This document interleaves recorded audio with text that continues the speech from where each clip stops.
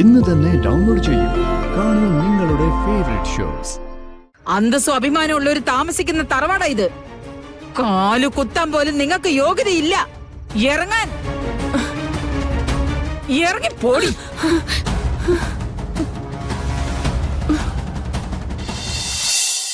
ഇവളോട് ഞാൻ ചോദിച്ചോളാം.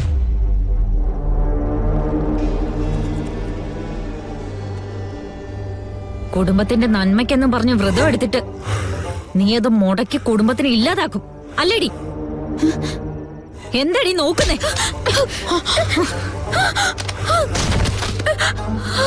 അയ്യോ മോളെ മോളെ,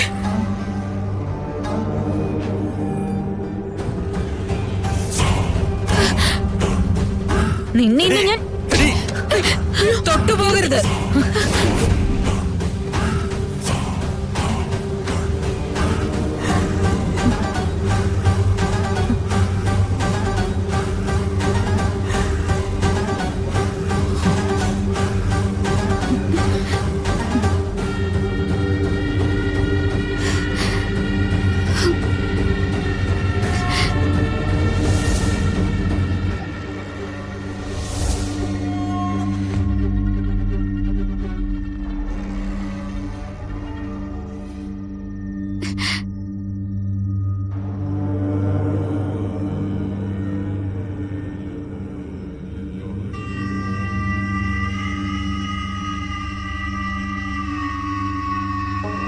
നീ ആരടി ഗാതമളെ തല്ലാൻ?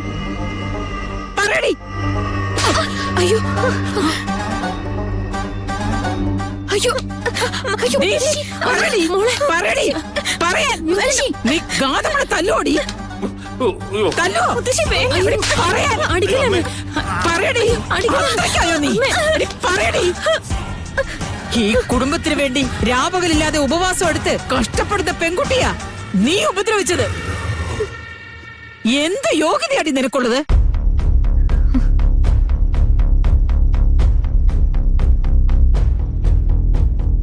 എന്താ നന്ദ? എന്താ സുമിത്രേ? എന്താ നിങ്ങൾ എല്ലാവരും കൂടി ഇവിടെ? അതമ്മേ, നിർമ്മല വന്ന് ഞങ്ങളെ രണ്ടുപേരെയും വിളിച്ചുണർത്തി ഇങ്ങോട്ട് കൊണ്ടുവന്നതാ. എന്തിന്? നവീനും ഗാഥയും തെറ്റായ പ്രവൃത്തികൾ ചെയ്ത് വ്രതം മുടക്കുകയാണെന്ന് പറഞ്ഞു.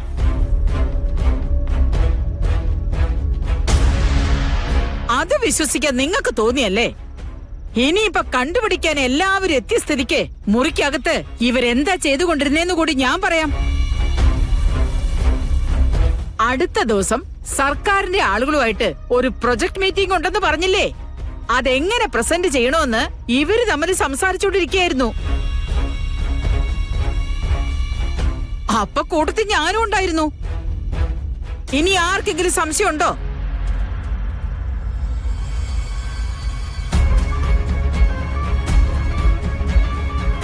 വിവാഹപ്രായം എത്തിയ ഒരു മകളില്ലേ? എന്നിട്ട് അല്പം പോലും നാണോ മാനോ ഇല്ലാതായി പോയല്ലോ. നന്ദേട്ടാ,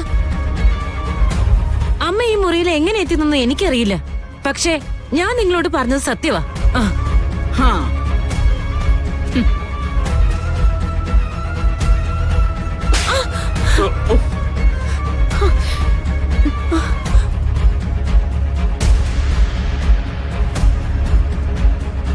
ഇത് ഞാൻ വളരെ മുമ്പേ ചെയ്യേണ്ടതായിരുന്നു. അങ്ങനെ ആയിരുന്നെങ്കിൽ കാര്യങ്ങൾ ഇത്രത്തോളം വഷളാവില്ലായിരുന്നു.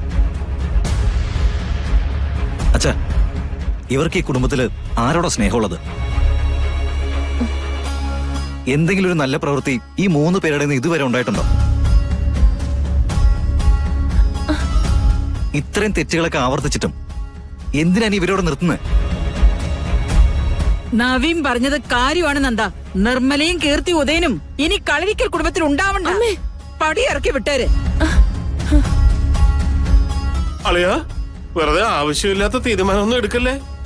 ഇറക്കി വിട്ടാ പിന്നെ ഞങ്ങള് 3 പേരും എവിടെ പോകും? സ്വന്തം ഭാര്യയും മക്കളെയും സംരക്ഷിക്കാൻ അറിയണം. അതിനുള്ള തൊഴിലറിയണം. പണിയെടുക്കാതെ വെറുതെ നടന്ന് പട്ടുമത്തെ കിടന്ന് ഉറങ്ങുന്നത് കൊണ്ടാ നീയൊക്കെ ഇത്രയും അധപ്പതിച്ചത്. അമ്മ തീരുമാനം പറഞ്ഞു കഴിഞ്ഞു.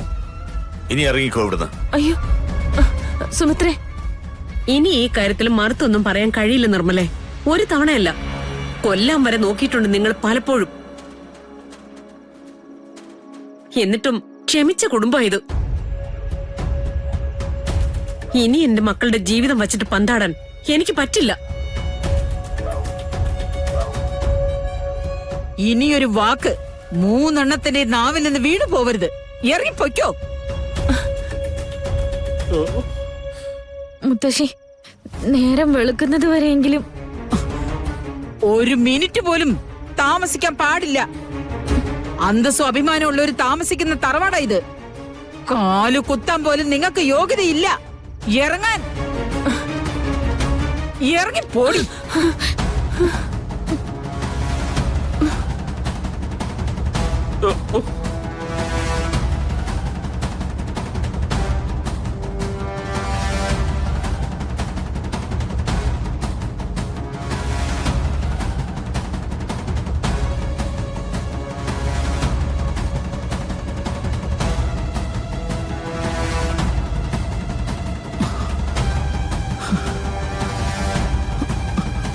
നന്ദ,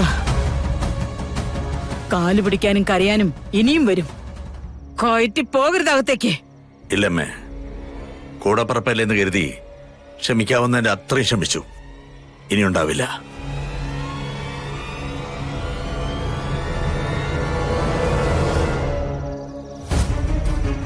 നിനക്ക് തൃപ്തിയായല്ലോ നിർമ്മലേ?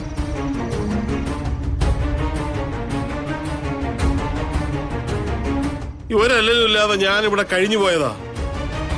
എല്ലാത്തിനും കാരണം നിന്റെ ആർത്തിയാ.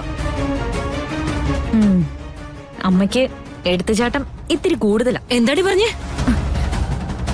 എനിക്ക് എടുത്തുചാട്ടം കൂടുതലാണെന്നോ?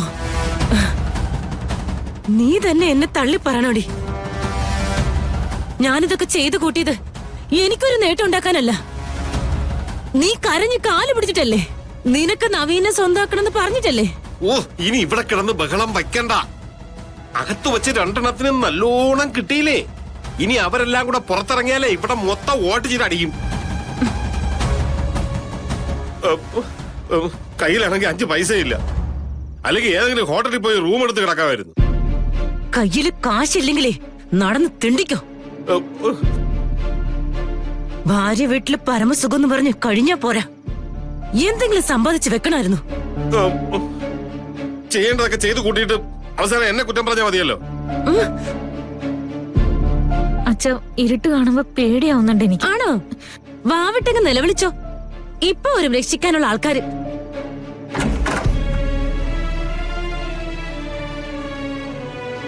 അമ്മേ, ദേ വാതില് തുറന്നു.